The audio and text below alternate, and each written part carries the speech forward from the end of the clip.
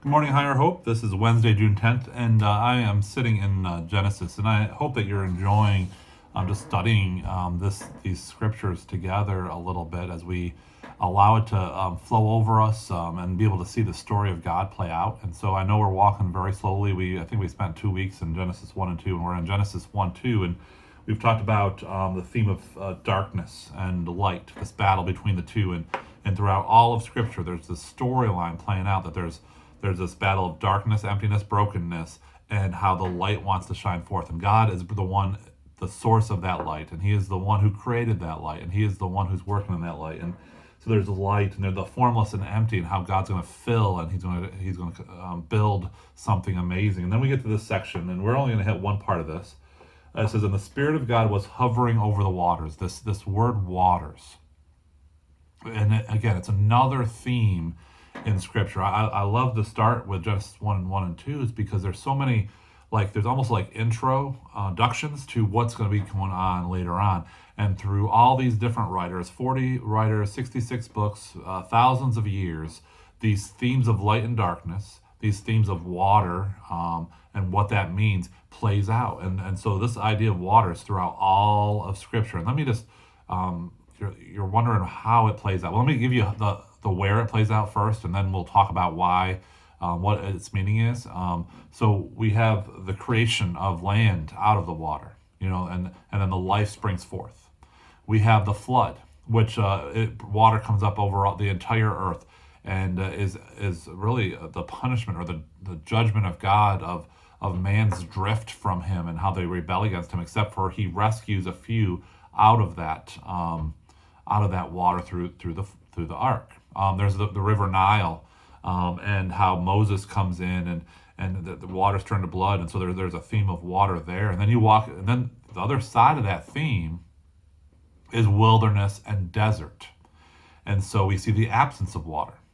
And so we see these times where people go into these desert places, and usually it's a place of testing, a place of struggle, a place of loneliness, and we see the absence of water also playing out in the theme of what God is revealing about Himself and what He's revealing about who He is. And so then we get into the land flowing with milk and honey, and we see this picture of even in the Garden of Eden, there's these rivers flowing and this flourishing because of that water. And then we get to the land of promise, the promised land, and there's water there, and then we hear these little stories or prophets about how things happen at wells. You think about Moses coming out of Egypt, going to a well, or some of the other people who kind of life happened around a well. And then we get to the New Testament, and we get all these verses talking about Jesus being the living water. I am the living water. You'll be born out of water. There's these verses of baptism is also part of what our faith is built on, and we have this picture of us going under the water and coming out of the water, and so what is this and even in Revelation so water is mentioned constantly throughout Scripture. And so what is the theme, what is the picture? And I believe the picture in Genesis 1, 2, and throughout the rest of Scripture is, first of all, water is life-giving. We need water. If we don't get water, our life just dwindles. It doesn't flourish. It struggles. And so most civilizations, most cities, even around here, are built around water. So water is part of, and everyone knew that. You would water you take your sheep next to water. You'd find at least some cisterns. You'd dig some wells, and so water was a picture of life and fullness and like a way of that need for water. And if you were thirsty, you're driven toward that. And so there's this picture of thirst as well. And so what happens is this picture of water is really a picture of birth, of moving from water to life. Like there's this picture in childbearing where the water breaks, and the child is formed and comes out into life. And so the picture, think about that picture a little bit, about how birth comes out of the water, how life comes out of the water, and how like in Genesis, the Spirit of God was hovering over the waters. Like you almost sense the anticipation of birth, the anticipation of life, the like, man, something's good coming out of here, and the Spirit of God is going to bring it forth. We even get that in the flood.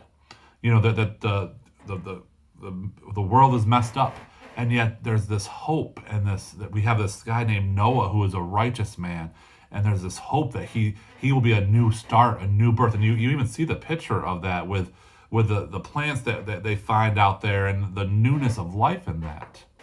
And even Jonah goes into the water. He's like, I'm done. You know, take my life. And we have this prayer in the midst of the great fish, and then he's kind of thrown onto shore, almost a picture of newness of life. Think about how Jesus describes, what sign will you give for this for who you are? You know, give us a sign. What is it going to look like? And he points to Jonah. He says, as Jonah was 3 days in the belly of fish, so I will be. That'll be me. And what that picture is, 3 days he was in the belly, like in death and struggle, and then new life, like resurrection, comes out of it. And so there's new birth. And there's all these phrases. I wish I had more time to walk into it, but as I was studying this morning, that God in Genesis 1-2 is painting this picture of birth, of newness of life, and how baptism is a picture of newness of life. That our old self is dead, and yet there's a new birth coming out. And so there's some excitement there, obviously, and I hope that you can read into that theme some more, and we'll talk tomorrow a little bit about that whole idea of the Spirit of God hovering over the waters. And I hope this is helpful for you as you grow in your faith, that there's a newness of life that God is providing.